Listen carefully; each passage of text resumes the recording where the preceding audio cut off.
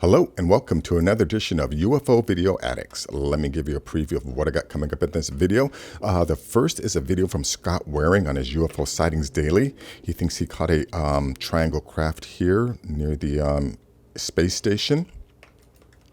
Also have this video that I've posted before. This is from 2012, but I don't know if this is real or not, but it's supposedly this military officer talking to some students, some other people in the military about the different types of aliens that he's encountered.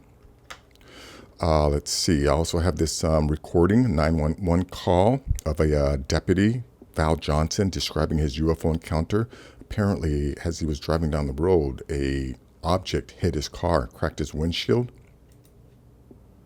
Let's see, I also have this video here of a plane being followed by a craft. You can see it's kind of hard to see, but there's a tiny dot right there.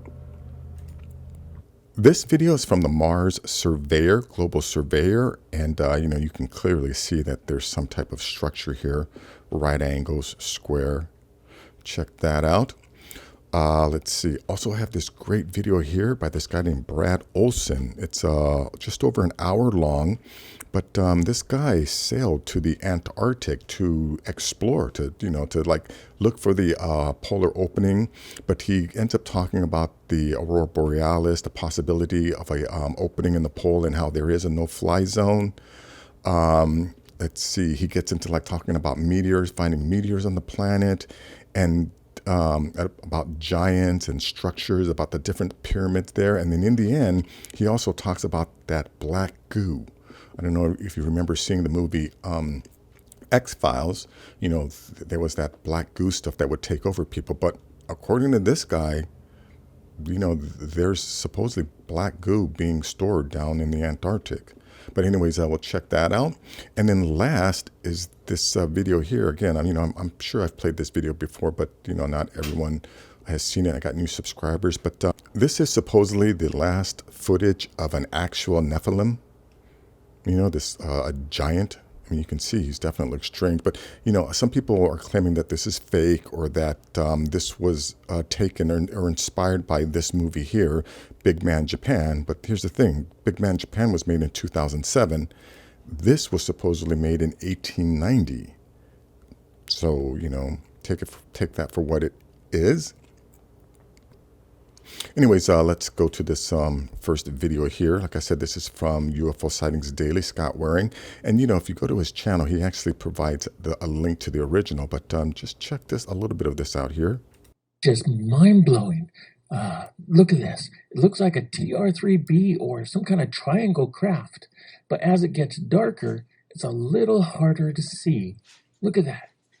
Okay, wouldn't you say that's a triangle? That looks like a triangle alien craft to me. That's just crazy.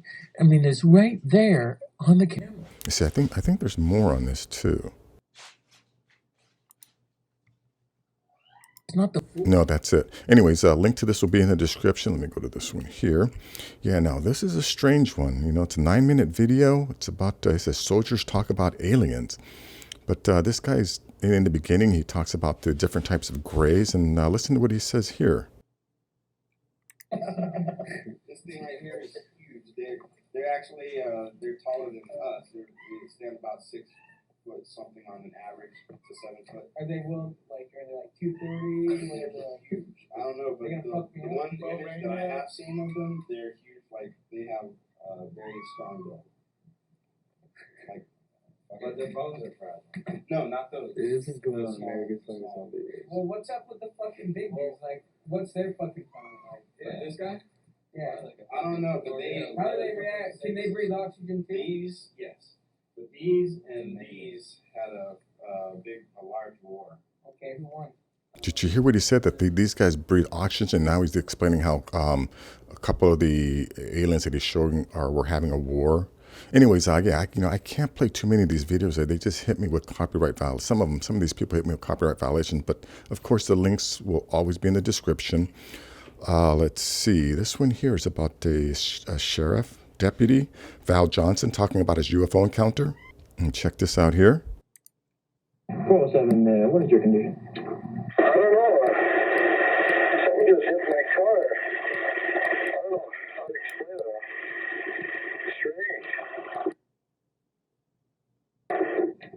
you, what's your condition? Are you okay?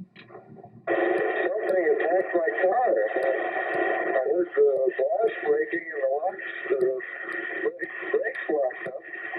I don't know what's going on. Then I'll get hold of 406 Steven and send him on the way.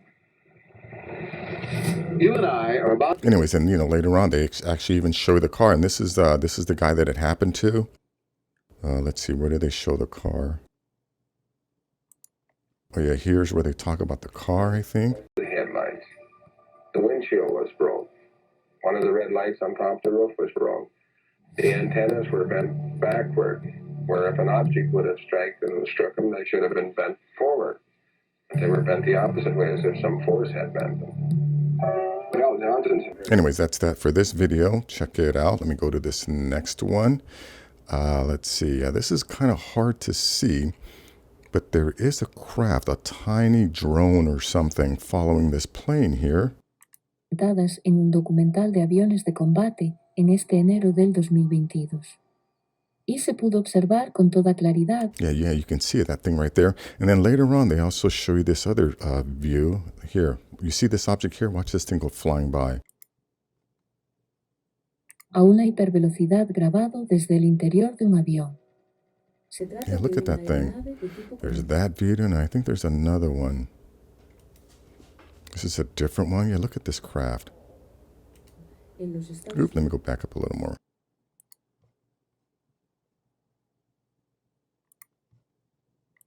De febrero del 2021. There they are.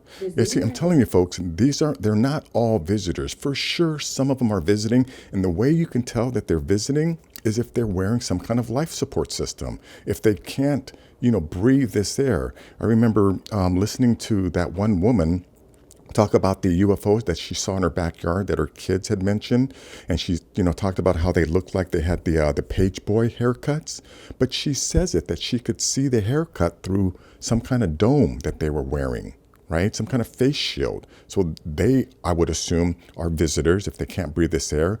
And there were other stories that I've heard about people who were witness to a UFO crash, and they said that they would see these creatures or beings crawling out of the craft, and when they crawled out, they were choking for air. So then again, I'm going to have to assume that those are not from this planet, but those are also visitors. But then there's countless other stories of either abductions or sightings of strange beings, and they don't have any type of life support system. Yeah, so I have to assume that if these beings can breathe our air, that they most likely are our underwater neighbors, or just our neighbors. Maybe they live in deep earth caverns. But anyways, link to this video will be in the description. This one here, yeah, not the most exciting, but it just, shows you that there was some type of structure on Mars. Let me just back up a little to here. Check this out. Yeah, look at that. I mean, that's, those are corners. These are 4 corners.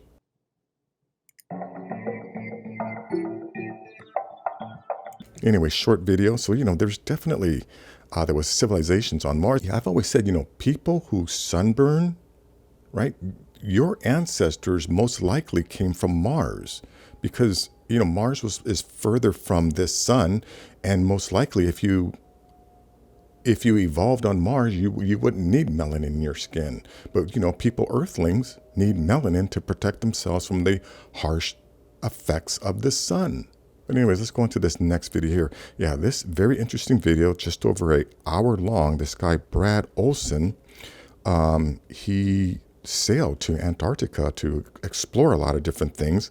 But, in this image here that I think he got from NASA, he talks about how these red areas are heating up and they're exposing a lot of the areas underneath the snow, revealing different artifacts. But he also mentions how the blue areas are where there's accumulation of ice. So, even though these areas are melting, there's other areas of the Antarctic that are accumulating water, which is why we aren't seeing sea level rise. I've talked about this before. I live 15 minutes from the beach. right? When I grew up, I lived a 30-minute bus ride from the beach, right? The same beach that I went to over 40 years ago is still there. The water levels haven't changed. And if you don't believe me, go to Google Earth, find any beach, right? Stick a marker to where the water line is today, use the time function, and go back to any other period, up to 30 years ago, and you're going to see the water levels have not changed. Now, I'm not saying that, that the continents aren't melting. I believe they are melting, but I also believe that since this is a water planet, that this planet is able to compensate for all of that water melting into the oceans. And again, that's the reason why we're not seeing sea level rise. And that's the reason why all of these politicians, not all, that's the reason why some of these politicians who have been lying to us and telling us about sea level rise, they buy oceanfront property. So again, if these people actually believed that the sea level was actually rising, do you think they would buy multi-million-dollar properties on the beach? I don't think so. Anyways, this guy talks about, like the meteor impacts. He talks about, the different, the lake, subglacial lakes that are under there. He talks about finding meteors on the ice. Let's see, he talks about, these expeditions, trying to find an opening in the South Pole. He also talks about, he talks about these pyramids that were found. And I thought the most interesting that he talks about is, let me see if I can find this. This stuff here. This is this black goo. I remember seeing this in the X-Files movies. And, this is one of those things that I just thought was complete BS. But if this guy is talking about it, and this guy is saying that, here, in reality, it is a very intelligent and it is living. He's saying that this thing is some kind of organism. Let me see if he says something about it here. In several various forms. Now, there's two kinds of black goo on planet Earth. One is of an indigenous nature, and it too is also sentient. But another, which was found here on South Thule Island, is brought here because of the ETs. The common narrative is this, that in the year 7,700, not too distant, the great volcano on the island of Sumatra called Toba erupted. About the size of what Yellowstone would be, massive volcanic eruption. I traveled to and I visited Lake Toba, and it's a massive isn't that the volcano that just recently erupted? Caldera in the northern part of Sumatra. And at that time, only 7,700 years ago, it created a nuclear winter, a black sky for many years and decades, where many humans perished, died naturally of exposure, lack of food, and the temperature cooled quite a bit. There were so few humans in the world only 7,700 years ago, we could have filled one of our larger football stadiums with about 50,000 humans on the entire. Yeah, now I'm sure that's actually true. So if you think about this, if there were only 7,000 people on Earth at that time, how did we get all of these multiple races now? If most of the humans died off from these global impacts or global cataclysms. Our planet.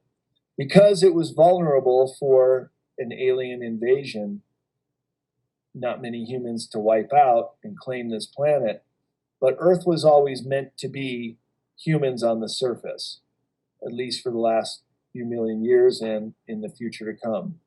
So because humans were very vulnerable at the time, other benevolent ETs brought the black goo, this particular substance here, because it can rapidly clone or self-organize itself mechanically in a variety of ways because of its magnetic property. And so this would be a way to rapidly clone life as we know it. So if we were ever under an alien attack, this receptacle on South Thule Island could be used to rapidly clone humans who may be able to counter the alien invasion in numbers and remain here. That's the backstory of why it was put here. This base was studying it. The Argentinians were displaced. They were doing it responsibly. They never let the black goo off the island. But when it warms up, it creates problems, and it can self-replicate, and it can get out there. I suppose I could do a whole lecture about the black goo because it's so interesting, but I'll just leave it at this. The ETs that brought it here warned us that if it ever did get out, it would wreak havoc on Earth. So this is in the mid-1980s. The Brits took it back to London in Marconi laboratories. It did get out, and it killed a bunch of scientists quite mysteriously. It was reported being in the London sewage system, in which case it was warm enough so it could self-replicate and get out. I am among some researchers who suggest that it could be part of the Morgellons phenomenon, the Morgellons syndrome of these polyfibers coming out of the body but leave behind a black tar-like substance even after the fibers leave. Good. That's as much as I want to play of that. But yeah, this guy is very, very interesting. Like I said, I never really believed that black goo stuff. But, you know, if he's talking about it and the way he's talking about it, he definitely seems sincere. You know, and all the other things that he talked about are based on fact.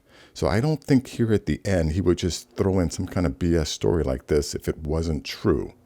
But anyways, the link to this will be in the description. Definitely, you know, check it out. Listen to all he has to say. Very, very interesting video.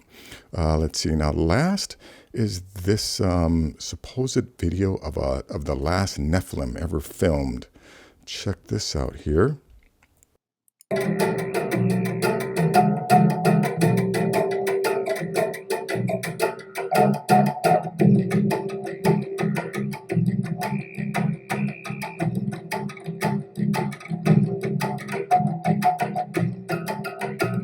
mean, there's other shots of him like here, standing next to people.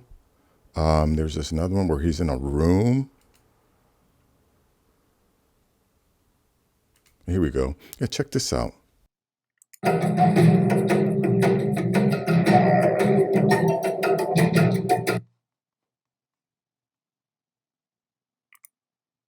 See, this is an authentic and real old footage of a true certain giant individual from Japan walking in some military parade. What's shocking about...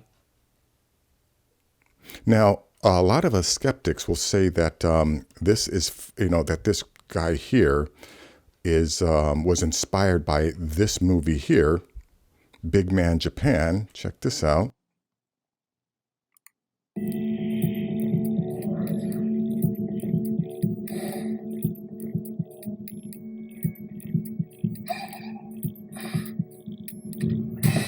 Look, you know, I don't want to play too much of it. These guys will for sure hit me.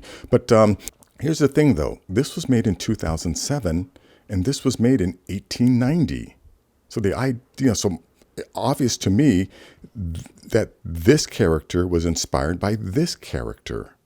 And, you know, if this thing is fake, show me the link to the person who made this video. Okay, because people know you can't fool the internet. Anything you put out there, if you put any kind of hoax out there, people are going to find out. That's the power of the internet. And so far, I have yet to hear a valid debunking of this video. Again, you know, some people have said that it was based on this guy, but that's ridiculous. Absolutely ridiculous. This was made in 1890. Again, and I did check, you know, I didn't believe that they had video, black and white video in 1890, but apparently they did. And, you know, this is like the last footage of a Nephilim. We've definitely had, you know, giants in the past, and there's also all of these different artifacts, you know, like books and swords and guns and just other structures that would indicate that it was made for, you know, someone of a large stature. But anyways, the link to this will be in the description. That is going to be it for this video. If you like things like this, please give this video a thumbs up. Please share this video. And if you're new to the channel, please subscribe. I'll have more things like this. Take care.